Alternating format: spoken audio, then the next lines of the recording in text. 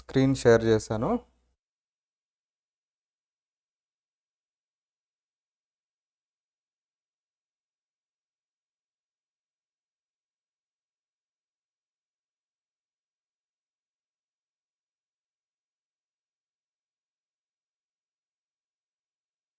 Okay.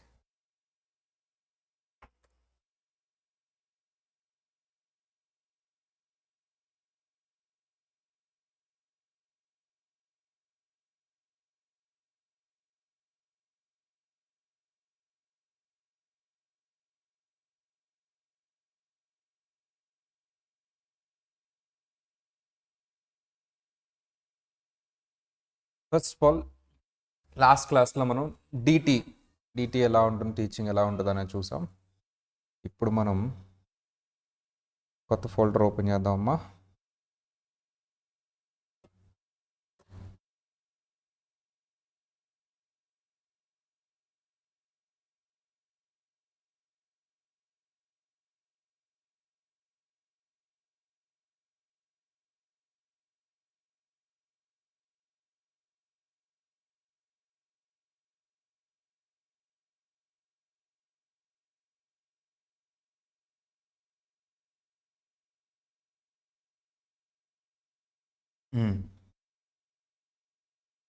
DT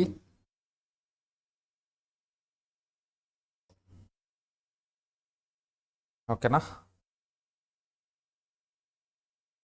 direct access.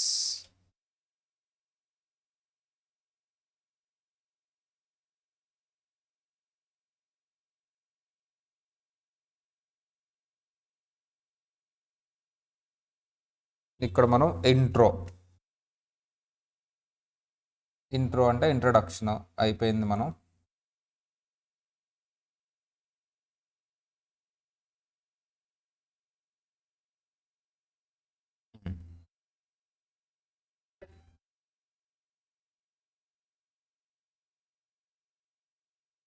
So direct access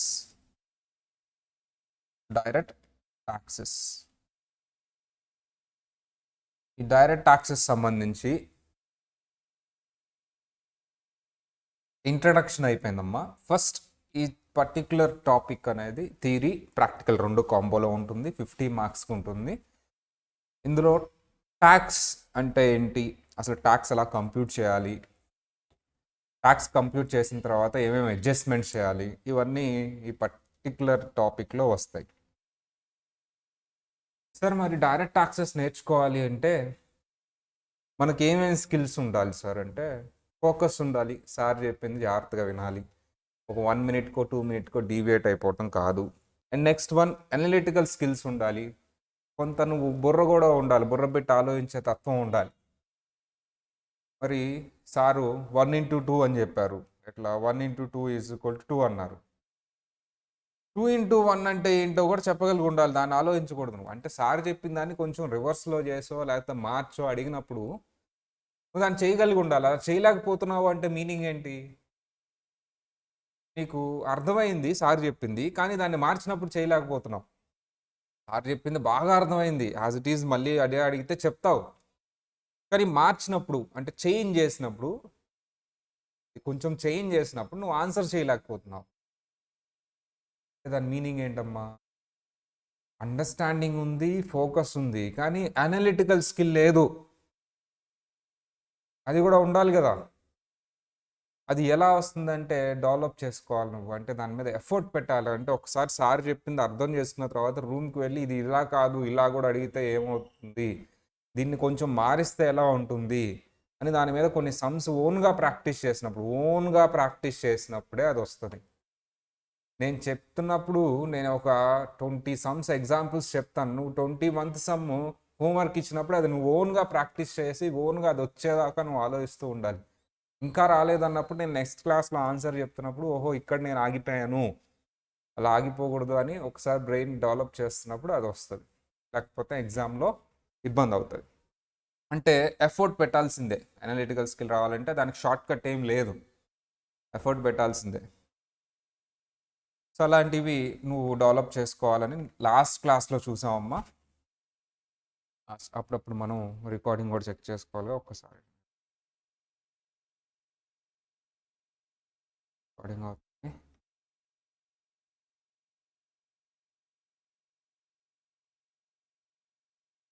right. మరి ఈ క్లాస్లో ఏం చెప్పబోతున్నావు సార్ నువ్వు అంటే, మనం ఫస్ట్ చాప్టర్ ఏంటుంది సార్ అంటే బేసిక్సే ఉంటుందమ్మా. అంటే ఏంటి సార్ అంటే అసలు డీటీ అంటే ఏంటి, టాక్సెస్ అంటే ఏంటి పరిచయం చేస్తాడు. ఎందుకు ఒకప్పుడు వరకు తెలియదు. చాలామంది బేసిక్స్ అంటే ఏముందిలే సార్ ఊరికే పరిచయం చేస్తున్నారు అంటే కాదు, అది కూడా మన సిలబస్లో పార్ట్. అక్కడి నుంచి కూడా నీకు ఒక 8 to 10 మార్క్స్ వెయిటేజ్ వస్తుంది. చాలామంది బేసిక్స్ అంటే అది ఎగ్జామ్లో అడగరేమో అనుకుంటారమ్మా. కానీ విషయం ఏంటంటే బేసిక్స్ అనే చాప్టర్ని సిలబస్ చేశారు ఫస్ట్ చాప్టర్ కింద. ఎందుకు సార్ అది బేసిక్స్ అనే చాప్టర్ని సిలబస్ చేశారు అంటే, సార్ డీటీ టాక్సెస్ అనేవి తెలియదు అసలు స్టూడెంట్కి, ఆ చాప్టర్ని కూడా సిలబస్లో పెట్టాలి. అది కూడా వెయిటేజ్ ఉంటుంది ఎగ్జామ్లో. ఈ చాప్టర్ కూడా ఇంపార్టెంట్, చాలా ఇంపార్టెంట్. ఎగ్జామ్స్కి కంపల్సరీ క్వశ్చన్ ఉంటుంది బేసిక్స్ చాప్టర్. అదే ఫస్ట్ చాప్టర్.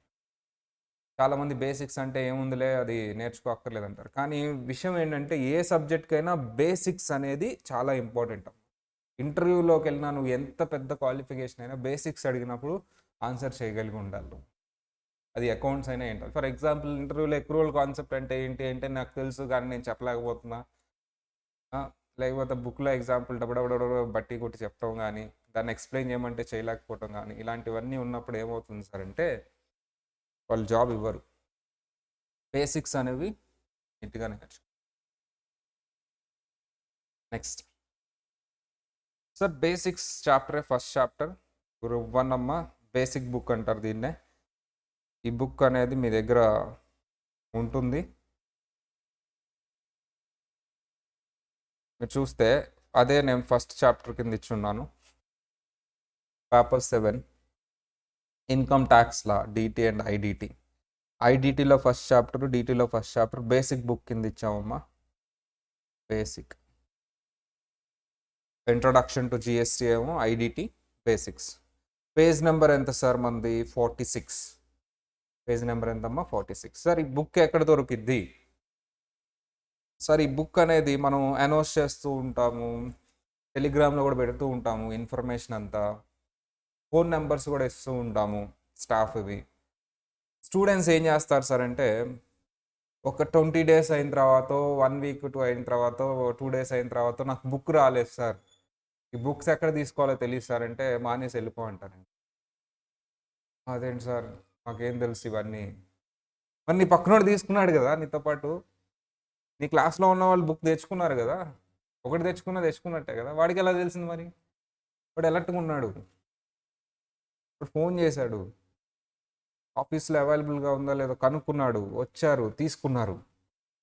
లేదా వాళ్ళ అడ్రస్ ఇచ్చి సార్ నాకు పంపించండి ఇది అని వాళ్ళు తెప్పించుకున్నారమ్మా. వాళ్ళు ఫర్ ఎగ్జాంపుల్ మనం అడిగితేనే ఏదైనా ఇచ్చేది. నీకు ఫోన్ చేశారు, మేడం నెంబర్స్ అవైలబుల్, ఎవరో ఒకరు స్టాఫ్ కాంటాక్ట్ అయి ఉంటారు, వాళ్ళని అడగలేదు. లేదా క్లాస్ జరుగుతున్నప్పుడు ఫ్యాకల్టీని ఇంకా డౌట్ వచ్చింది సార్ ఎక్కడ దొరికింది ఇది, వాళ్ళని కూడా ఏ ఫ్యాకల్టీని అడగలేదు నువ్వు, నీకు భయం మాట్లాడటం.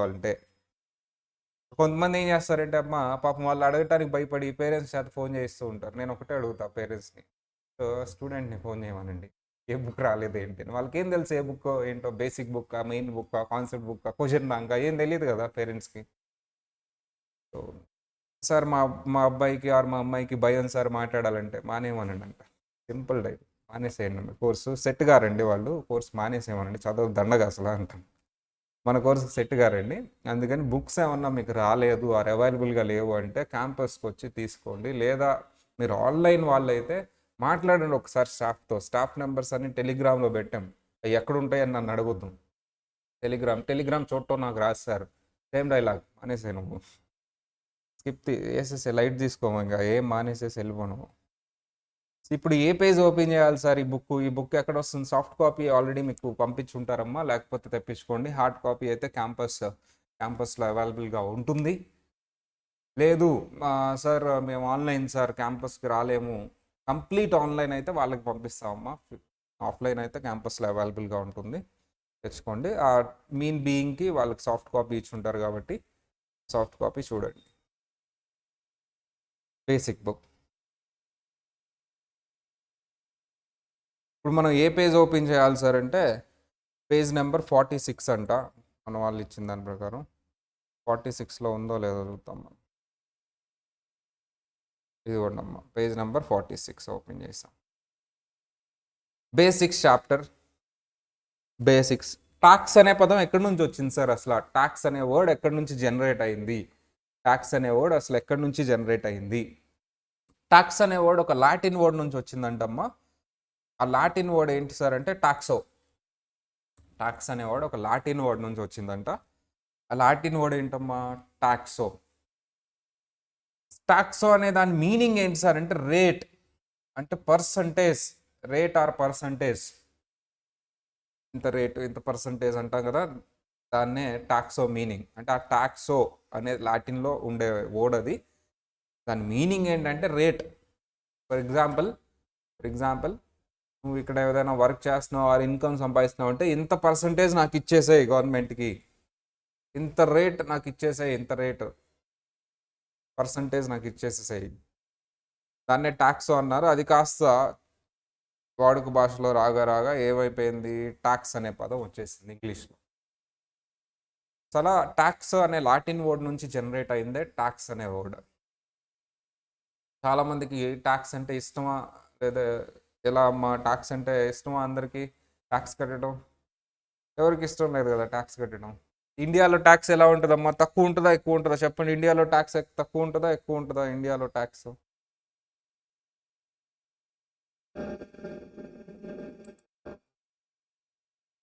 ఇండియాలో ట్యాక్స్ తక్కువ ఉంటుందా ఎక్కువ ఉంటుందా? ఎక్కువే ఉంటుందా?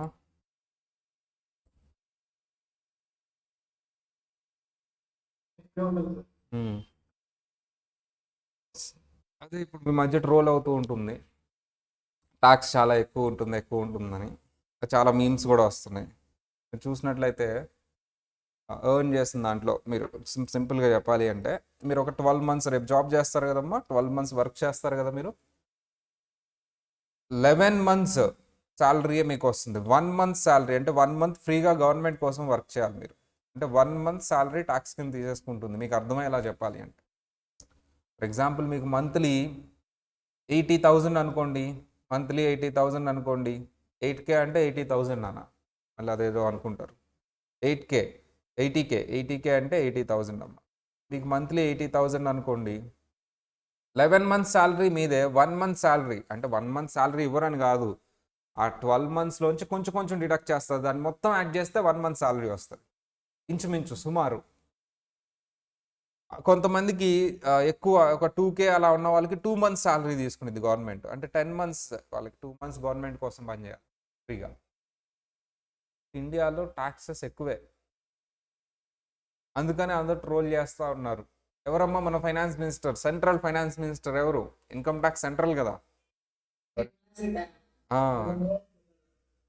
పాప మామూలు ట్రోల్ చేస్తూ ఉన్నారు. మామేమో మీ దగ్గర డబ్బులు తీసుకొని ఇండియాని డెవలపింగ్ కాకుండా మీ పిల్లల్ని అయినా సరే డెవలప్డ్ అయినా చేద్దామని ఆమె అనుకుంటుంది. మీరేమంటారు?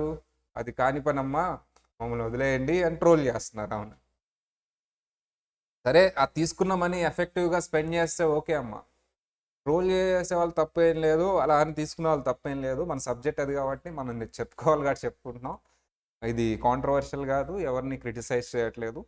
తీసుకుంటున్నారు, ఎక్కువ ట్యాక్స్ తీసుకుంటున్నారు, బట్ ఆ ట్యాక్స్ని ఎఫెక్టివ్గా స్పెండ్ చేయట్లేదు. సరే, ఈ ట్యాక్స్ తీసుకోవడం అనేది మరి ఇది మంచి పనా చెడ్డ పనా అనే కాన్సెప్ట్. ట్యాక్స్ తీసుకోవడం అనేది మంచి పనా చెడ్డ పనా అనే కాన్సెప్ట్. దాని స్టోరీ ఒకసారి చూద్దాం. మన ఇండియా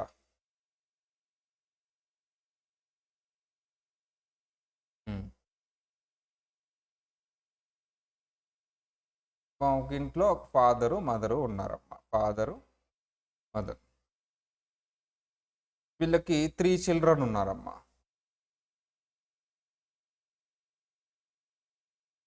ఎవరమ్మా? 3 children ఉన్నారు.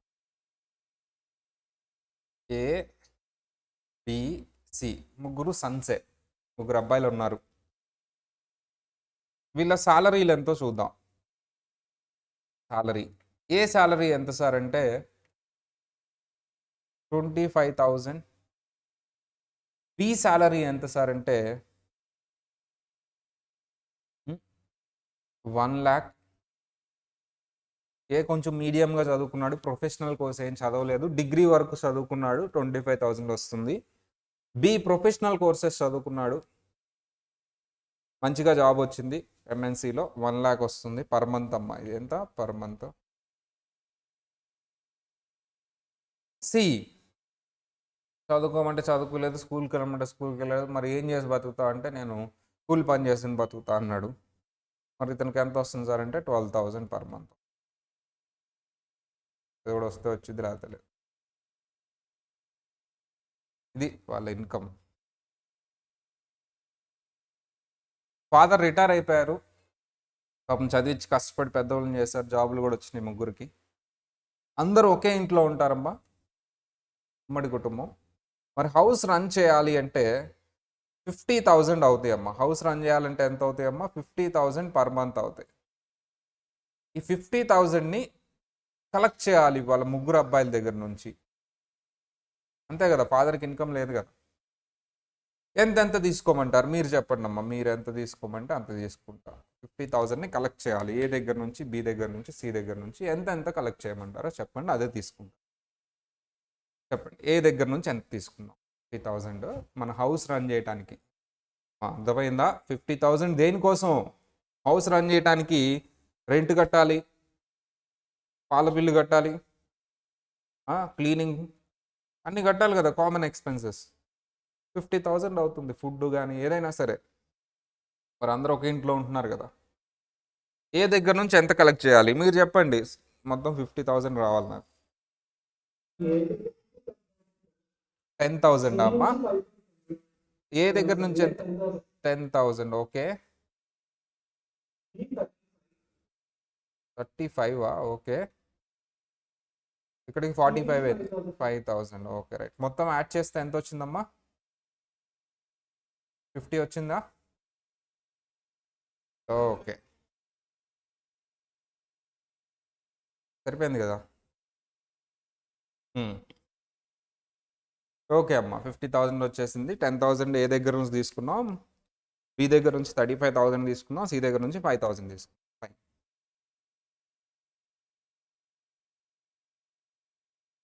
మా వాళ్ళ ఇంట్లో ఒక హఠాత్ పరిణామం జరిగింది. ఏంటి సార్ ఆ హఠాత్ పరిణామం అంటే, వాళ్ళ ముగ్గురికి మ్యారేజ్ అయింది. ఒకేసారి అవలేలే, తర్వాత మ్యారేజ్ అయిపోయింది వాళ్ళకి. ఇదే హఠాత్ పరిణామం. అయిపోయింది, మ్యారేజ్ అయిపోయింది. ఇప్పుడు ఏం జరిగింది? మ్యారేజ్ అయితే ఏం జరిగింది? గెస్ట్ చేయండి అమ్మ, మ్యారేజ్ అయితే ఏం జరిగింది? గెస్ట్. అందులోనే సర్దుకుపోతున్నారు అనుకోండి. ఇప్పుడు ఏం జరిగింది?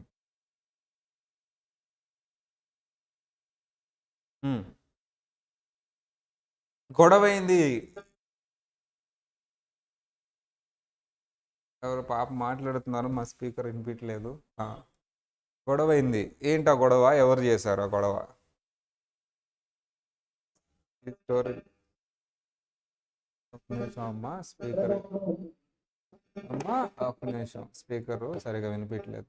ఇప్పుడు చెప్పండి అమ్మా. ఇప్పుడు ఎవరు గొడవ చేశారమ్మా?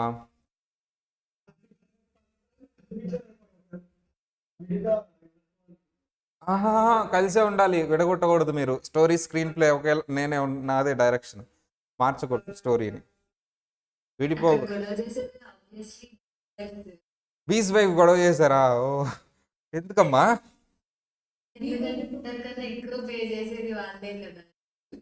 ఓకే ఓకే, చెప్పిద్దా నువ్వు ఎక్కువ పే చేస్తున్నావు అందరికంటే అని చెప్పిద్దా? ఓకే. బి వెళ్ళాడు, ఎవరి దగ్గరికి వెళ్ళాడమ్మా? వాళ్ళ ఫాదర్ దగ్గరికి వెళ్ళారు బి.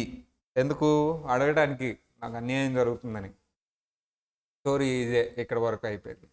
ఇప్పుడు క్యారెక్టర్స్ అమ్మా, మీకు ఒక క్యారెక్టర్ ఇస్తాను, నాకు ఒక క్యారెక్టర్ తీసుకుంటాను, మీరు క్యారెక్టర్లోనే బిహేవ్ చేయాలి, మళ్ళీ బయటకు వచ్చి నీతి న్యాయం అనకూడదు. మీరు ఆ క్యారెక్టర్లోనే ఉండాలి, నేను నా క్యారెక్టర్లోనే ఉంటాను. నేను వచ్చేసి బి అమ్మ, నేను బి. ఓకేనా? మీరు వచ్చేసేసి ఫాదర్ రోల్ ఇచ్చాను మీకు. నేను మీ దగ్గరకు వస్తున్నా అడగడానికి, మీరు నాకు సమాధానం చెప్పాలి, సైలెంట్గా ఉండకూడదు. ఓకేనా?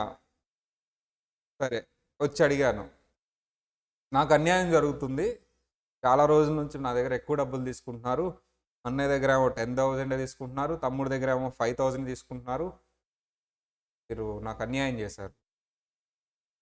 సమాధానం. మీకు శాలరీ ఎక్కువ కదా సార్, వాళ్ళతో కంపేర్ చేసుకుంటే అందుకే ఎక్కువ అవునమ్మా, నేను కష్టపడి సంపాదించుకున్నానండి. నాకు ఫ్రీగా ఏమి ఇవ్వలేదు. నేను కష్టపడి సంపాదించుకొని ప్రొఫెషనల్ కోర్స్ ఈఎంఐ చదివి డే అండ్ నైట్ ఆ టార్గెట్ అకాడమీ లాగా వెళ్ళి ఆ ప్రైవేట్ సర్టిఫికేట్ ఇట్లన్నీ విని ఇవన్నీ కష్టపడి చదువుకుంటే వచ్చినాయి మాకు.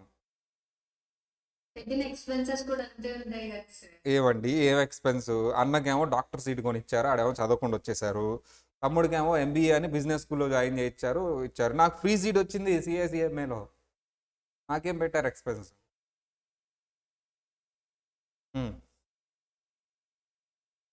ఈవెన్ మనము డివైడెడ్ 3,000 ఇప్పటికి చేసిన అట్లా వస్తుంది కదా సార్. మీకు వచ్చేది 12,000, బట్ 6,000 అనేది చేయలేడు. మీరు అట్లీస్ట్ అదన్నా చేయాల్సింది ఈక్వల్గా, అది కూడా చేయలేదు మీరు. నాకు అన్యాయం జరిగిందండి, మీరు ఒప్పుకోవాలి. నేను వెళ్ళిపోతా.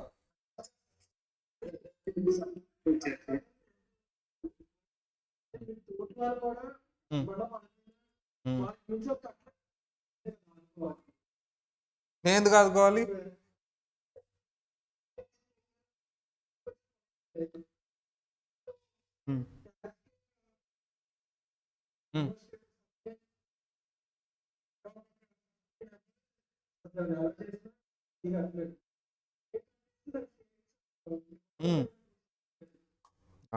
అంటే ఓకే, ఇది ముందే చెప్పుంటే నేను ఇంత కష్టపడి చదివేవాడిని కాదు. నా దగ్గర ఇంత ఎక్కువ తీసుకుంటారు, వాళ్ళనేమో వదిలేస్తారంటే అసలు చదివేవాడిని కాదు, సంపాదించేవాడినే కాదు. నేను ముందే చెప్పాలి ఇవన్నీ. నేను కూడా 10,000 సంపాదించేవాడిని చక్కగా. నాలాగే వాళ్ళు తింటున్నారు, నేను తింటున్నారు. నాలాగే వాళ్ళకి బట్టలు వస్తున్నాయి, నాకు బట్టలు వస్తున్నాయి. నాలాగే వాళ్ళు ఇంట్లో ఉంటున్నా, నేను ఉంటున్నాను. నేను ఎందుకు కష్టపడి చదువుకోవాలి? నేను చదివాను, అసలు చదవకుండా 5,000 సంపాదించుంటే నాకు అలా ఎన్ని వచ్చేవి కదమ్మా.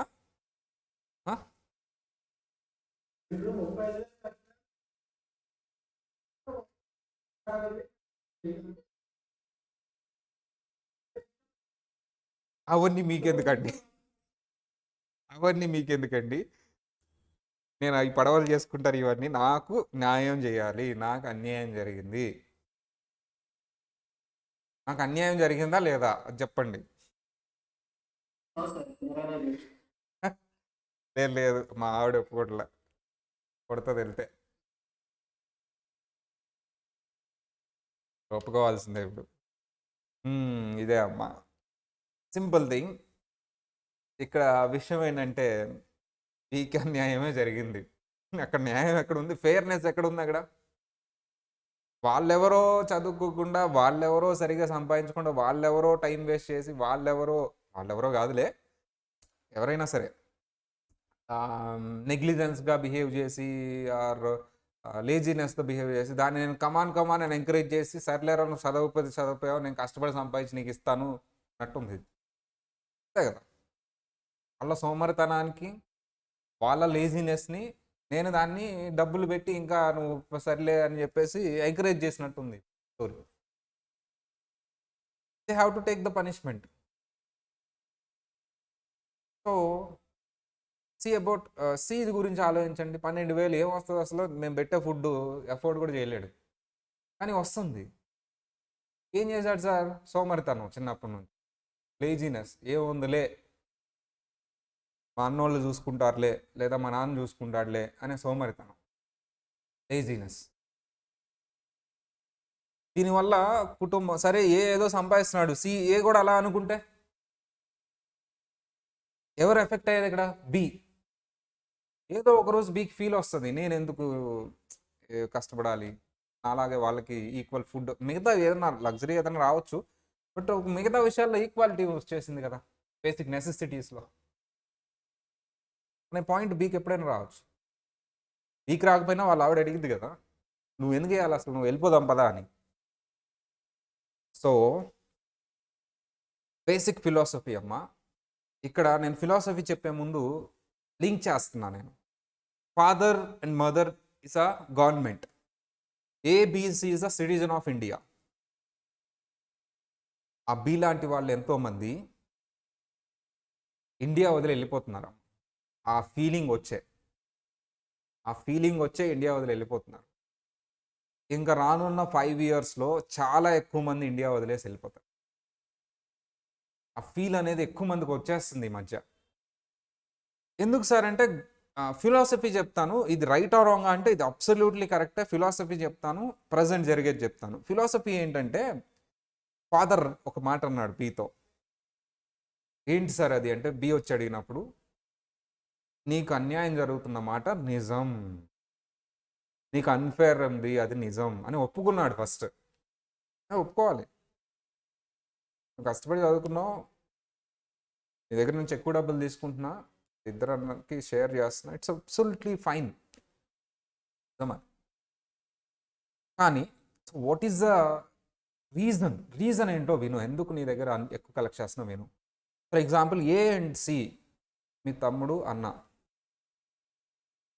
వాళ్ళకి నేను ఇచ్చేది ఫుడ్, వాళ్ళ పిల్లలకి ఇచ్చేది క్వాలిటీ ఎడ్యుకేషన్. మీ పిల్లలు ఎక్కడ చదువుకుంటున్నారో వాళ్ళ పిల్లలు అక్కడే చదువుకుంటున్నారు. నువ్వేం తింటున్నావో వాళ్ళు అదే తింటున్నారు. క్లోత్స్ కూడా అంతే. ఎందుకు అది అంటే, వాళ్ళు రాంగ్ చేశారు, ఏదో తప్పు చేశారు, చదవలేదు, సరిగా కష్టపడలేదు. సి అయితే కష్టపడలేదు, ఏ కూడా అంత కష్టపడలేదు. చెప్తూనే ఉన్నాం చిన్నప్పటి నుంచి, చదువుకోలేదు, లైట్ అనుకున్నారు, పిచ్చి లైట్ అనుకున్నారు. అక్కడ వాళ్ళ పిల్లలు బతుకు అలా అయిపోకూడదు అని చెప్పేసి మనం వాళ్ళ పిల్లలకి ఫుడ్, ఎడ్యుకేషన్ ఇస్తాము. దీనివల్ల ఏంటి నాకు వచ్చేదంటే, వెరీ సింపుల్ లాజిక్. నువ్వు ఒక్కడవే హ్యాపీగా ఉంటే సరిపోదు. హ్యాపీనెస్ అంటే నువ్వు చుట్టుపక్కల వాళ్ళు కూడా హ్యాపీగా ఉంటేనే నువ్వు హ్యాపీగా ఉండగలవు. మహా అయితే ఒకరోజు హ్యాపీగా ఉండేవాళ్ళు, 2 రోజులు హ్యాపీగా ఉండేవాళ్ళు. చుట్టుపక్కల వాళ్ళు నాశనం అయిపోతుంటే డెఫినెట్లీ అది నీకు కూడా తగిలిద్ది. కరోనా చూపించిందమ్మా, మన ఇంటి పక్కన కరోనా వచ్చిందంటే మనకి టెన్షన్ ఎక్కువైంది. దీన్ని బట్టి ఏమర్థమైంది, మన చుట్టుపక్కల కూడా బాగుండాలి, మనం బాగుండాలంటే. సేమ్ అలాగే నీ చుట్టుపక్కల బాగాలేదు అంటే ఏమైంది, నీ దగ్గర డబ్బులు ఉంటే వాళ్ళ దగ్గర డబ్బులు ఉండవు, ఏదో ఒక రోజు నిన్ను కొట్టి తీసేసుకునే ఛాన్స్ కూడా వస్తుంది. క్రైమ్ రేట్ పెరిగిపోతుంది. అంతే కదమ్మా. ఆకలేస్తుంది, డబ్బులు లేవు, ఆడి మిస్టేకే. నీ దగ్గర డబ్బులు ఉన్నాయి, ఏం చేస్తారు, నలుగురు వచ్చి పడి నీ మీద కొట్టి తీసేసుకుంటారు. క్రైమ్ రేట్ పెరిగిపోతుంది. అదే వాళ్ళకి ఆకలేసే అంతవరకు ఫుడ్ పెట్టేసి, ఏదో సర్లేరా చేసిన తప్పేదో చేసావు అని చెప్పేసి ఇవ్వాల్సిన నెసెసిటీస్ ఇస్తే వాళ్ళ పిల్లలైనా బాగుపడతారు. వాళ్ళ పిల్లలైనా వాళ్ళ నాన్నలాగా అయిపోకూడదని చెప్పేసి బాగుపడతారు, ఆ ఛాన్స్ ఇచ్చినట్లయితే. అందుకని ఉన్న వాళ్ళ దగ్గర ఎక్కువ డబ్బులు తీసుకొని లేని వాళ్ళకి నెసెసిటీస్ ఇస్తున్నాం. ఆ ఫిలాసఫీతో వచ్చిందే ట్యాక్స్. సరంటే బాగా డబ్బులు ఉన్న వాళ్ళ దగ్గర ఎక్కువ ట్యాక్స్ తీసుకొని లేని వాళ్ళకి అది పంచిపెట్టడం. దీనివల్ల ఏమవుతుందంటే, చక్కగా అందరూ హ్యాపీగా ఉంటారు. నెసెసిటీసే ఇచ్చేది. నీ దగ్గర ఉన్న అబ్బాయి ఎవరో చెప్పినట్టు మిగతా 65,000తో నువ్వు లగ్జరీస్ లైఫ్ చూడొచ్చు, వాళ్ళు చూడలేరు. వాళ్ళు ఓన్లీ నెసెసిటీస్ వరకు చూస్తారు నీకు ఈక్వల్గా. అంటే మీనింగ్ ఏంటి, నువ్వు ఇచ్చిన ట్యాక్స్తో వేసిన రోడ్డు మీద అతను కూడా నడుస్తాడు, నువ్వు ఇచ్చిన డబ్బులతో వేసిన ఫ్లైఓవర్ని అతను కూడా వాడుకుంటాడు. నిజానికి అది నీ డబ్బులతో వేసిందే, కానీ అతను కూడా ఫ్రీగా వాడుకుంటాడు. నువ్వు ఇచ్చిన డబ్బులతో కట్టిన డ్యామ్ నుంచి వచ్చిన అడ్వాంటేజ్ని అతను కూడా చూస్తాడు. నిజానికి అతను ఏం రూపాయి కూడా ట్యాక్స్ కట్టలా. నువ్వు ఇచ్చిన డబ్బులతో వేసిన బస్ స్టాండ్ని, రైల్వే స్టేషన్ అతను కూడా వాడుకుంటాడు. నిజానికి అతనికి రూపాయి కూడా ట్యాక్స్ కట్టలా. కానీ నువ్వు ఏదైతే కారులో తిరుగుతున్నావో అతను తిరగలేరు, నువ్వు కొనుక్కున్నావు, అతను చేయలేదు. కానీ అది ఎలా ఉంది సార్ అంటే, ఫిలాసఫీ మంచిది సార్, చాలా బాగుంది. మనం బాగుండాలి, మన చుట్టుపక్కల బాగుండాలి, అప్పుడే సొసైటీ అనేది బాగుంటుంది, మనం హ్యాపీగా ఉండగలం ఆ సొసైటీలో అనే ఫిలాసఫీతో ట్యాక్స్ అనేది ఇంప్లిమెంట్ చేశారు. Very fine. మరి ఎందుకు సార్ ఇండియా వదిలి వెళ్ళిపోతున్నారు? ఫిలాసఫీ బాగుంది కానీ ఇంప్లిమెంటేషన్ బాగాలేదమ్మా. నిర్మలా సీతారామన్ గారు అంత ట్యాక్స్ తీసుకోవడంలో మాకేం అభ్యంతరం లేదు. పాప్కార్న్ మీద ట్యాక్స్ వేయమనండి, దాని మీద ట్యాక్స్ వేయమనండి, ఎవరి మీదైనా ట్యాక్స్ వేయమనండి. ఏ ప్రొడక్ట్ మీదైనా ట్యాక్స్ వేయమనండి, ఏ ఇన్కమ్ మీదైనా ట్యాక్స్ వేయమనండి, ఎంతైనా తీసుకోమనండి, మాకేం అభ్యంతరం లేదు. బట్ మాది ఒకటే క్వశ్చన్, నేను ట్రైన్ టికెట్ బుక్ చేసుకుందాం అనుకుంటుంటే టికెట్లు లేవు అంటుంది. ట్రైన్స్లో ఇప్పటికీ ఒకళ్ళ మీద ఒకళ్ళు కూర్చొని వెళ్ళే రోజులే ఉన్నాయి ఇండియాలో. మరి ఇంత ట్యాక్సులు తీసుకుంటున్నారు, ఇంప్రూవ్మెంట్ ఏమన్నా కనిపించిందా? అక్కడ లేదు. రోడ్లు ఎలా ఉన్నాయి? టోల్ ఛార్జెస్ కలెక్ట్ చేస్తున్నారు కానీ మా ట్యాక్స్, రోడ్డు టోల్ ఛార్జెస్ ఏవైతే పే చేస్తున్నారో ఆ రోడ్లే బాగున్నాయి. మరి ఏం చేస్తున్నారు? ఫ్లైఓవర్స్, ట్రాఫిక్ జామ్లు ఇప్పటికీ ప్రతి చిన్న సిటీలో కూడా ట్రాఫిక్ జామ్ అవుతుంది ఇప్పటికీ. మరి దాని పరిస్థితి ఏంటి? అంటే మీరు ట్యాక్సెస్ తీసుకుంటున్నారు, ట్యాక్సెస్ చాలా పెంచుకుంటూ వెళ్తున్నారు, దాని ఇంప్లిమెంటేషన్ లేదు. అంటే అవి ఎటుపోతున్నాయో ఒక ట్రాన్స్పరెన్సీ లేదు, ఒక అకౌంటబిలిటీ లేదు. అందుకని మేము కట్టడం ఇష్టపడట్లా. మీరు కానీ మీరు చెప్పిన ఫిలాసఫీ ప్రకారం నీట్గా తీసుకెళ్ళి పేదవాళ్ళకి ఇవ్వండి, రోడ్లు డ్యామ్లు వేయండి, కరెక్ట్గా ఇది ఇంత ఇంత ఖర్చు పెట్టామనండి, అది ఇస్తే we are very happy to give taxes. మీరు వేసిన 30% కాదు, 50% ఇవ్వడానికి కూడా రెడీగా ఉన్నాం మేము. బట్ అవి మధ్యలో డీవియేట్ అవుతున్నాయి. అది ఇంకా మీరు తెలుసుకోవాలమ్మా, మనం చెప్పలేము అవి ఎట్లా ఏంటి అని. ఏదైతే పేదవాళ్ళకి బాగుపడతారు కదా అని ఇచ్చే డబ్బులు పేదవాళ్ళకి వెళ్ళట్లేదు, లేదా రోడ్డుకి వెళ్ళట్లేదు. అందుకని మేము ట్యాక్సులు కట్టమండి, మీ మీద మాకు నమ్మకం లేదని వెళ్ళిపోతున్నారు ఇండియా వదిలి. అది విషయం. సిస్టమ్ సరిగా ఉండదు, ఎవ్రీథింగ్ ప్రాపర్గా ఉండదు. అండ్ ఫర్ ఎగ్జాంపుల్, అందరినీ అనట్లేదు, whatever the government is there, అది ప్రాపర్గా రన్ చేసినప్పుడు ప్రాపర్గా ఇవన్నీ ట్రాన్స్పరెన్సీ కరెక్ట్గానే ఉంటుంది. పోలీస్ ఆఫీసర్ ఈజ్ దేర్, అతని మెయిన్ రెస్పాన్సిబిలిటీ ఏంటి? ఒక కామన్ పీపుల్ని ప్రొటెక్ట్ చేయటం, భయపడకుండా భయభ్రాంతులు కాకుండా చేయటం. ఆ పోలీస్ ఆఫీసర్ మెయిన్ జాబ్ ఏది పెట్టుకుంటాడో తెలుసా? ఎవరైతే అమాయకులు ఉంటారో వాళ్ళని భయపెట్టడం, ఆ జాబ్ పెట్టుకుంటాడు. ఎవరైతే మంచిగా ఉన్న అమాయకులు ఉంటారో వాళ్ళని భయపెడతాడు వెళ్ళి.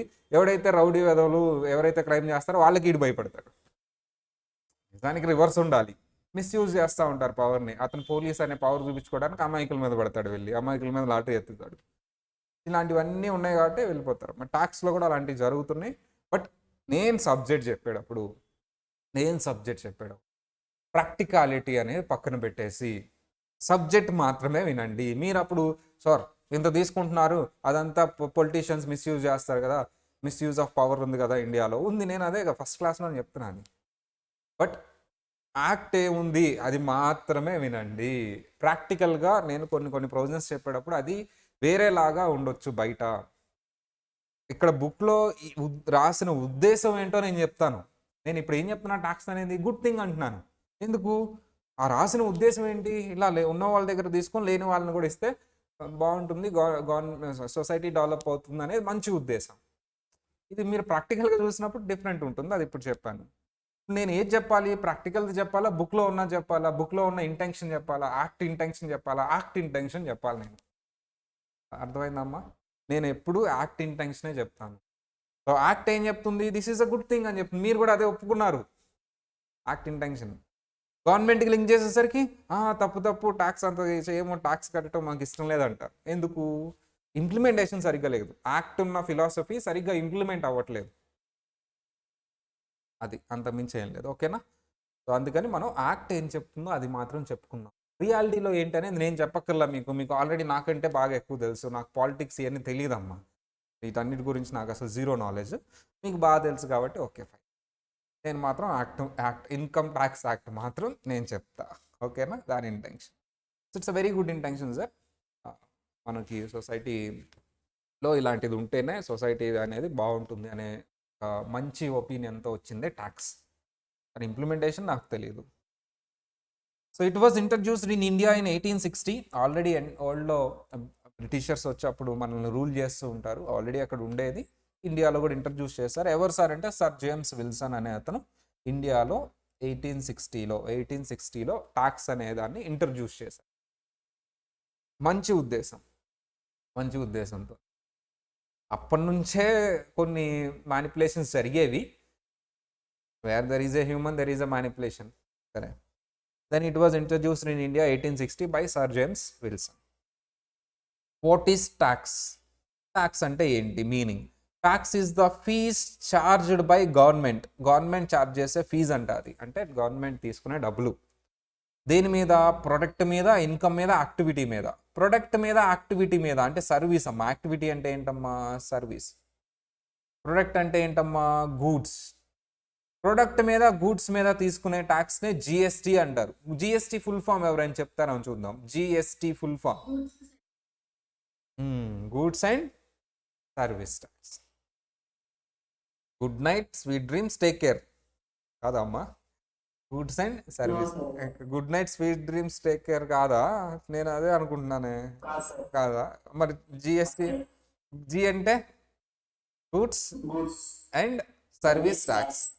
గూడ్స్ మీద, సర్వీస్ మీద వేసేది. ఇన్కమ్ మీద వేసేదాన్ని ఏమంటారు చెప్పండి అమ్మా? Income tax.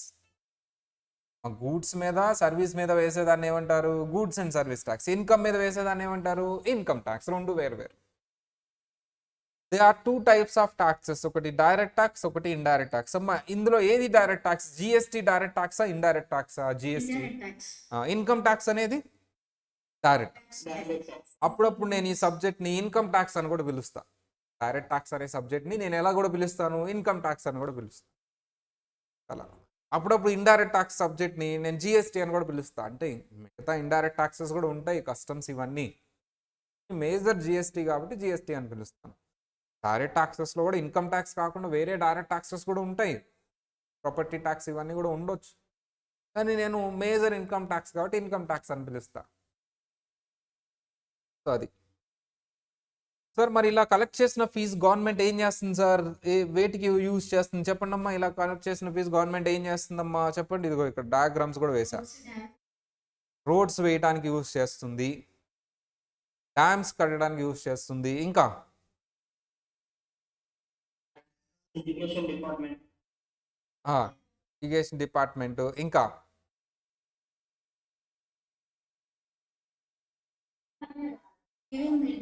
Medical, hospitals, schools.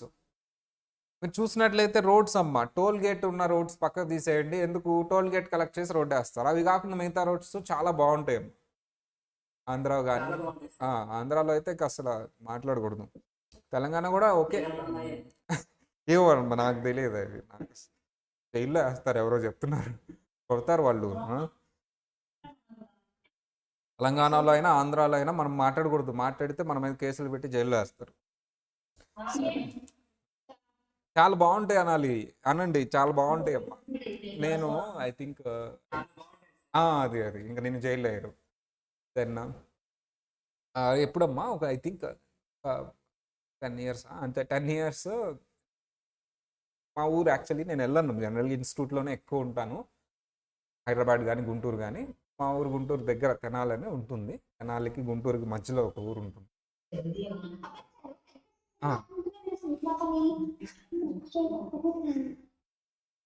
అసలు ఇంత డిస్టర్బ్ చేస్తున్నారా? సరే, తెలీదా? Okay right. పాపం రికార్డింగ్లో రికార్డ్ అయిపోయింది వాళ్ళ వాయిస్. చెప్పాలి మనం వాళ్ళకి. సరే, చాలా ఎక్కువగా ఉందమ్మా ఈరోజు. నిన్న అయితే బాగా ఎక్కువ ఉంది. సరే, నేను వెళ్తూ ఉన్నానమ్మా. I'm seeing the roads actually. ఎలా అంటే ఆ కార్ వేసుకుని వెళ్తుంటే కారు ఇలా అసలు సస్పెన్షన్ ఎక్కువ ఉంటుంది ఆ కార్కి. అలాంటి కారే ఊగిపోతా ఉంది. ఎక్కడ పడిపోతాను నేనని భయం వేసింది. పక్కన రివర్ ఉంటుంది, ఇటు పక్కన అటు రివర్, రోడ్డు ఉంటుంది. ఇక ఆ రివర్లో పడిపోద్దామో కార్ అనే రేంజ్లో ఉంది ఆ రోడ్డు. ఒకప్పుడు నేను 5 years బ్యాక్ 10 years బ్యాక్ వెళ్ళినప్పుడు ఆ రోడ్డు చాలా బాగుండేది. చాలా మొత్తానికి బాగానే ఉంటాయి రోడ్లు, చాలా బాగుంటాయి. అండ్ డ్యామ్స్ ఆల్మోస్ట్ ఆంధ్ర అంటే మధ్య మధ్యలో స్విమ్మింగ్ పూల్స్ కూడా ఉంటాయి. వర్షం వస్తే అది మేము కట్టుకున్నాం స్విమ్మింగ్ పూల్స్. అది స్విమ్మింగ్ పూల్ అయింది. అలా తెలంగాణ కూడా అంతే, చిన్న చిన్న పూల్స్ వస్తాయి ఈ మధ్య వచ్చేస్తాయి. అండ్ ఇక్కడ డ్యామ్ కూడా అంతే అమ్మా. మేము కడతాము, అది ఉంటుందో పడిపోద్దో మాకు తెలియదు, మొత్తానికి కడతాం. స్కూల్స్ బాగుంటాయి అమ్మా, చాలా బాగుంటాయి స్కూల్స్ కూడా. సో మంచిగా గవర్నమెంట్ ఎంప్లాయీస్ పిల్లల్ని స్కూల్స్లోనే చదివిస్తూ ఉంటారు వాళ్ళు. ఇంటర్నేషనల్ స్కూల్స్ రేంజ్లో మెయింటైన్ చేస్తారు. హాస్పిటల్స్ మాట్లాడక్కర్లేదు, హై ఎండ్ ఉంటాయమ్మా. చాలా క్లీనినెస్ కానీ కేర్ కానీ అన్నీ బాగుంటాయి. గవర్నమెంట్ హాస్పిటల్లో స్టాఫ్ని ఎలాంటి వాళ్ళని తీసుకుంటారంటే ఇక వాళ్ళకి ప్రేమ, ఆప్యాయత, అభిమానాలు అన్నీ ఉంటాయి అన్నమాట. ఎవరైనా పేషెంట్ వస్తే అసలు వాళ్ళే ట్రీట్ చేస్తారు వాళ్ళు. అలాంటి వాళ్ళని జాబులు ఇచ్చి మంత్లీ 1 lakh 2 lakhs సాలరీలు ఇస్తూ ఉంటారు కాబట్టి they are very good. Government staff గురించి మాట్లాడక్కర్లేదమ్మా. పోలీస్ ఆఫీసర్లు అయితే ఇక అసలు ప్రజల భయభ్రాంతులు చేయకుండా వాళ్ళు ఏం చేయాలో అన్నీ చేస్తూ ఉంటారు. అమాయకుల్ని ఎప్పుడు ప్రొటెక్ట్ చేస్తూ ఉంటారు, రౌడీలను ఎప్పుడు తీసుకెళ్ళి జైల్లో వేస్తాం. అలాంటివన్నీ జరుగుతూ ఉంటే అందుకనే ఇండియా వదిలి వెళ్ళిపోతున్నారు. సో ఆ ట్యాక్స్ని జాగ్రత్తగా వీటన్నిటికీ వాడతారమ్మా. యాక్ట్లో అయితే చెప్పారు, నేను అదే చెప్తున్నాను.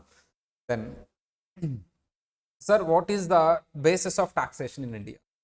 ఆల్రెడీ నేను చెప్పింది ఆ స్టోరీలో. ప్రోగ్రెసివ్, టాక్సివ్. అమ్మ, ఈ వర్డ్ ఇంపార్టెంట్. ప్రోగ్రెసివ్ అంటే ఏంటి sir? The more we earn the more we pay taxes. అంటే ఎక్కువ ఎర్న్ చేసే వాళ్ళ దగ్గర ఎక్కువ ట్యాక్స్ తీసుకుంటాను. నీ ఇన్కమ్ ఇంక్రీజ్ అయితే ట్యాక్స్ కూడా ఇంక్రీజ్ అవుతుంది. నీ ఇన్కమ్ ఇంక్రీజ్ అయితే ట్యాక్స్ కూడా ఇంక్రీజ్ అవుతుంది. ఇన్కమ్ ఇంక్రీజ్ అవుతుంటే ట్యాక్స్ కూడా ఇంక్రీజ్ అవుతుంది. అంటే ఫర్ ఎగ్జాంపుల్ 10 lakhs ఉన్న అతని దగ్గర ట్యాక్స్ 30% స్లాబ్ రేట్లోకి వెళ్తే 5 lakhs ఉన్న అతని దగ్గర ఓన్లీ 5% స్లాబ్ రేట్కి వెళ్తుంది. ఎగ్జాంపుల్ ఊరికే. అంటే నువ్వు 5 lakhs ఎర్న్ చేసావు అంటే 5% ట్యాక్స్ రేట్కే వెళ్తుంది. 10 lakhs దాటావంటే 30% స్లాబ్ రేట్లోకి వెళ్ళిపోతాం. అంటే నువ్వు ఎక్కువ డబ్బులు సంపాదిస్తే నేను కూడా ట్యాక్స్ రేట్ పెంచుకుంటూ వెళ్ళిపోతావు. The tax rate should go or increase when income increases. దాన్ని ఏమంటారమ్మా? ప్రోగ్రెసివ్ సిస్టమ్ అంటారు. ప్రోగ్రెషన్ అంటే ఏంటమ్మా? ఇంక్రీజ్ అవటం. ప్రోగ్రెషన్ అంటే ఏంటమ్మా? ఇంక్రీజ్ అవటం. ప్రోగ్రెషన్ అంటే ఇంక్రీజ్ అవటం. ప్రోగ్రెషన్ అంటే ఏంటి సార్ అంటే ఇంక్రీజ్ అవటం. అంటే ఏంటి ఇంక్రీజ్ అవటం అంటే? నీ ఇన్కమ్ ఇంక్రీజ్ అయ్యే కొద్దీ నేను కూడా ట్యాక్స్ రేట్ పెంచేస్తూ ఉంటా. ఉన్న వాళ్ళ దగ్గర ఎక్కువ కంట్రిబ్యూట్ చేయాలి, ఉన్నవాళ్ళు, డబ్బులు ఉన్నవాళ్ళు. నువ్వు ఎక్కువ సంపాదించు, నేను కూడా ట్యాక్స్ ఎక్కువ తీసుకుంటా. అలాంటప్పుడు మరి ఎక్కువ సంపాదించడం ఆపేస్తారు కదా సార్. ఆపే. నేనైతే ట్యాక్స్, నువ్వు ఎక్కువ ఇన్కమ్ అయితే నేను ఎక్కువ ట్యాక్స్ తీసుకుంటా. మరి దీనివల్ల నువ్వు డిమోటివేట్ చేస్తున్నట్టు కదా. ఎక్కువ సంపాదించొద్దని చెప్తున్నట్టు కదా. సంపాదించొద్దు. సంపాదించట్లేదు, నా ట్యాక్స్ కట్టు. మరి దీనివల్ల నీకు బ్లాక్ మనీ ఎక్కువ అయిపోద్ది కదా. ట్యాక్స్ కట్టకుండా ఎవేజన్ జరుగుతుంది. అదే జరుగుతుంది, మనకు తెలియదు మరి బయట. ఇలా ఎక్కువ సంపాదించే వాళ్ళు ఎక్కువ ట్యాక్స్ కట్టాలి అంటే సంపాదించేవాడు మరి చూపించడు కదా ఎక్కువ సంపాదించింది. ఎంత సంపాదించినా ఇదిగో ఈక్వల్ రేట్ అన్నప్పుడు, నాతో పాటు వాళ్ళు ట్యాక్స్ కడుతున్నారు, అందరు ఈక్వల్గా ట్యాక్స్ కడుతున్నారు అన్నప్పుడు చూపిస్తారు అంత ఇన్కమ్. నువ్వు ఎక్కువ సంపాదిస్తుంటే ఎక్కువ ట్యాక్స్ వస్తున్నప్పుడు ఆ ఎక్కువ సంపాదించింది చూపించకుండా దాచిపెడతారు. అలాగే జరిగిద్ది కదా ప్రోగ్రెసివ్ సిస్టంలో. జరగకుండా మేము స్ట్రాంగ్ సిస్టమ్ పెడతాం. డిపార్ట్మెంట్లు, ఇన్కమ్ ట్యాక్స్ డిపార్ట్మెంట్ అవన్నీ పెడతాం. కానీ ప్రోగ్రెసివ్ సిస్టమే ఫాలో అవుతాం ఇండియాలో. అంటే ఏంటి సార్ ప్రోగ్రెసివ్ సిస్టమ్ అంటే? సార్, ఎక్కువ ఇన్కమ్ ఉంటే ట్యాక్స్ రేట్ కూడా ఎక్కువ ఉంటుంది, ట్యాక్స్ కూడా ఎక్కువ తీసుకుంటాం. ప్రోగ్రెసివ్ అంటే ఇంక్రీజ్ అమ్మా. ఇన్కమ్ ఇంక్రీజ్ అయితే ట్యాక్స్ రేట్ కూడా ఇంక్రీజ్ అవుతుంది. మా ఇండియాలో ఏ సిస్టమ్ ఫాలో అవుతున్నారు ట్యాక్స్ చార్జ్ చేయడానికి? ఏ సిస్టమ్ అమ్మా? Progressive system. రిగ్రెసివ్ సిస్టమ్ అంటే ఏంటి సార్? రిగ్రెసివ్ అంటే ఏంటి? పేరులోనే ఉంది, ప్రోగ్రెసివ్, రిగ్రెసివ్. ఫర్ ఎగ్జాంపుల్, ఒక సోప్ తీసుకోవడానికి వెళ్ళావమ్మా నువ్వు. సోప్ మీద ట్యాక్స్ ఒక 5 రూపీస్ ట్యాక్స్ ఉంది సోప్ మీద. ముఖేష్ అంబానీ సేమ్ అదే సోప్ కొందామని చూశాడు.